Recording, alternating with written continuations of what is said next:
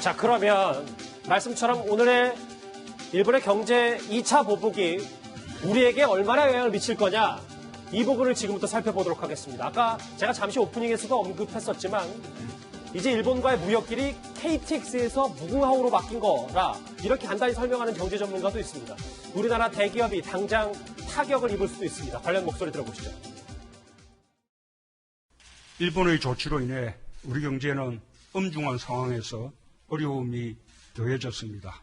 정부도 소재, 부품의 대체 수입처와 재고 물량 확보, 원천 기술의 도입, 국산화를 위한 기술 개발과 공장 신정설, 금융 지원 등 기업의 피해를 최소화하기 위해 할 수 있는 지원을 다하겠습니다.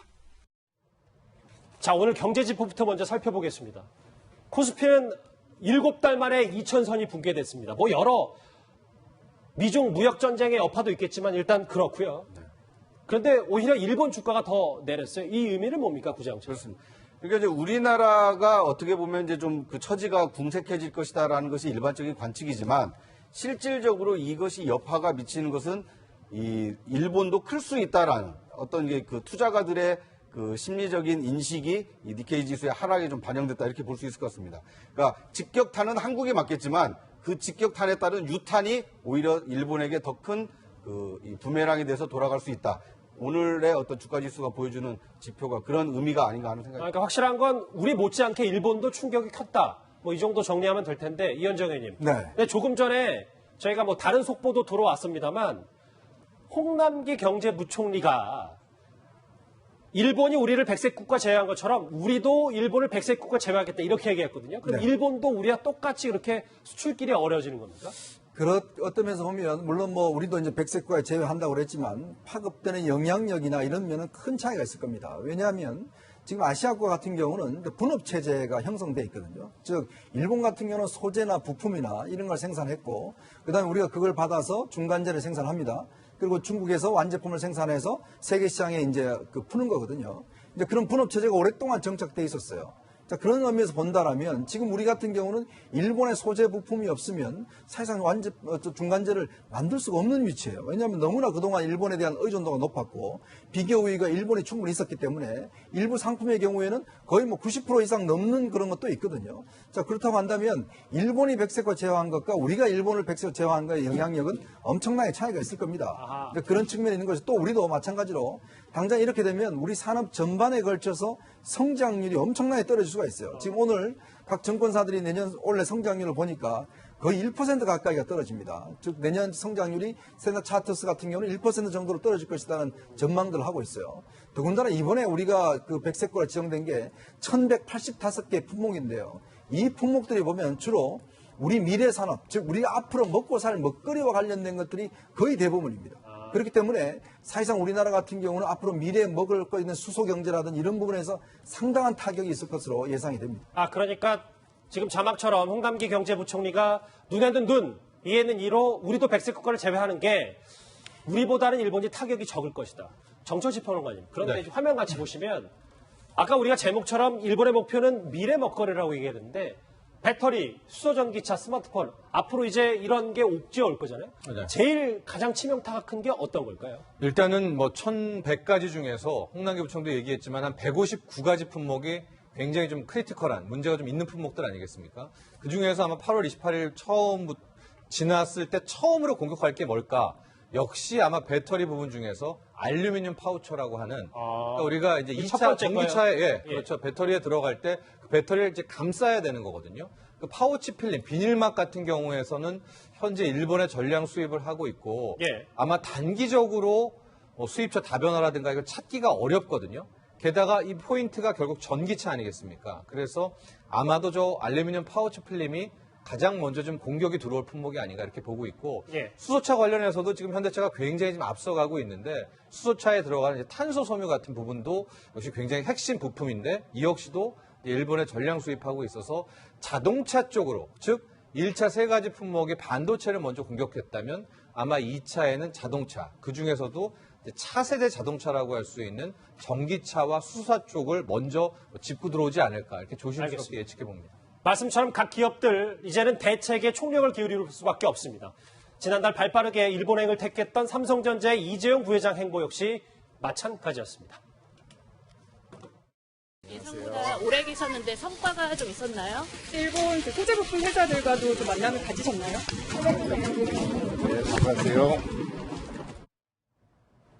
저희가 일단 오늘 일본의 2차 보복 관련해서 재계 중심으로 한번 우리의 경제에 얼마나 영향을 미칠지 한번 볼게요. 이재용 부회장 얘기는 과거에 좀 많이 했었고 정철지 평론가님 지금 정몽구 현대차 회장이 부품 국산화로 경쟁을 높여라. 이게 좀 가능한 일인지요? 가능했으면 좋겠다는 생각도 드는데. 네, 아마도 이 판결이 작년 12월에 났기 때문에 연말에 났기 때문에 그 사이에 삼성전자든 현대차든 어느 정도의 일본의 보복에 대한 움직임에 대한 준비는 있었을 것 같습니다. 먼저 삼성전자 같은 경우에는 이런 위기 때 실력을 발휘한다, 뭐 그런 얘기를 보게 될 경우에 우선 메모리 반도체 생산에서는 긴급 물량을 어느 정도 확보하지 않았을까. 그럼에도 불구하고 삼성전자에 걱정이 되는 것은 삼성전자가 메모리에서 비메모리로, 그러니까 시스템 반도체를 2030, 2030년 내에 따라잡겠다라고 하지 않았었습니까? 거기에 핵심으로 들어가는 것이 일단은 포토 리지스트 부분들이거든요.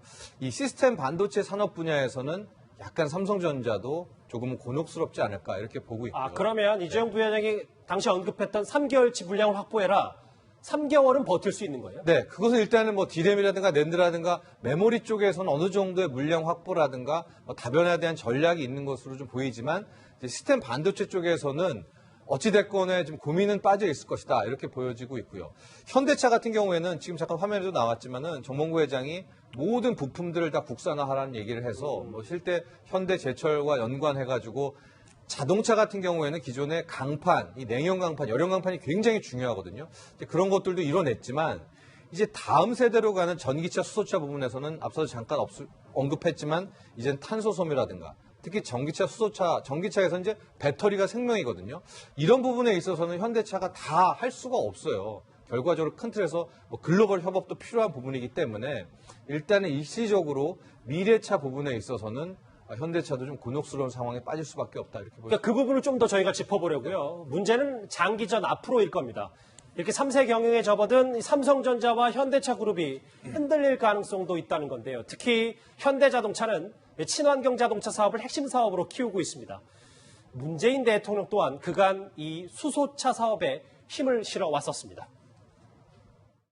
그래서 이런 이제 도심에 수소 충전소를 설치했는데 좀 창원 시민들께서 풀어내야 하지 않습니까? 신분층의 수소차를 가지고 이제 세종시 관리를 해도 서울 갔다 오는 건 괜찮은데 세종시는 충분히 없어요.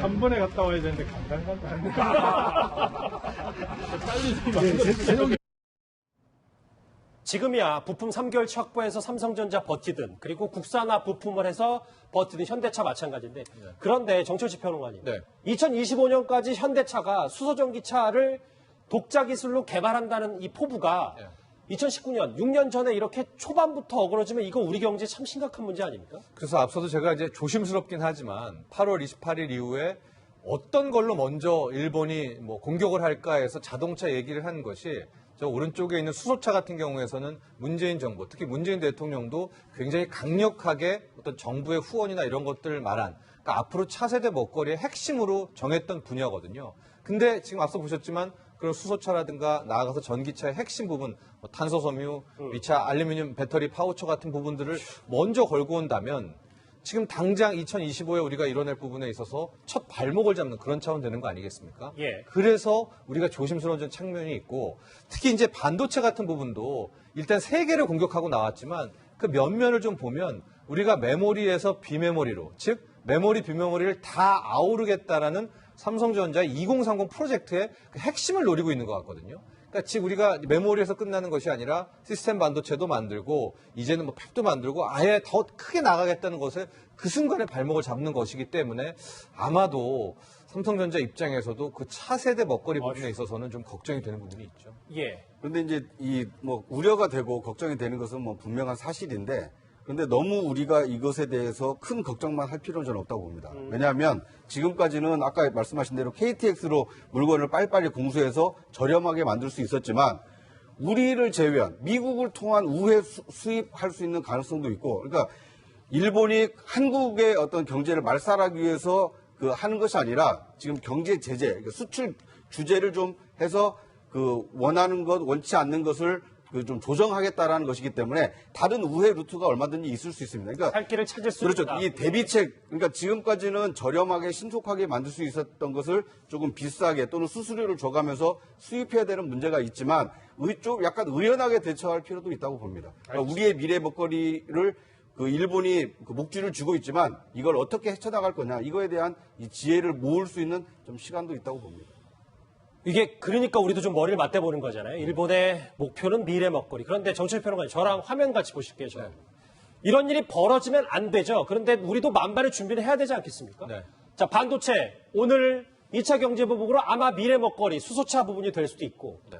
근데 만약에 3차 경제보복이 오면 금융, 제재, 조선업 비자까지 통제할 수 있는 일본이 그 카드까지 던질 수 있는 겁니까? 네, 저 비자 부분 먼저 말씀드리면 우리 외교부에서도 오늘 이제 외교부 2차장이 얘기를 했죠. 가령 이제 비자 인력 통제 같은 부분, 인력 보복도 염두에 두고 있다. 즉 인력 교류를 비자 통과를 까다롭게 해가지고 건드릴 수가 있다라는 것. 그러니까 저 정도로 우리 외교부도 언급을 했다면 어느 정도 좀 대책은 있을 것이다 이렇게 보고 있고요.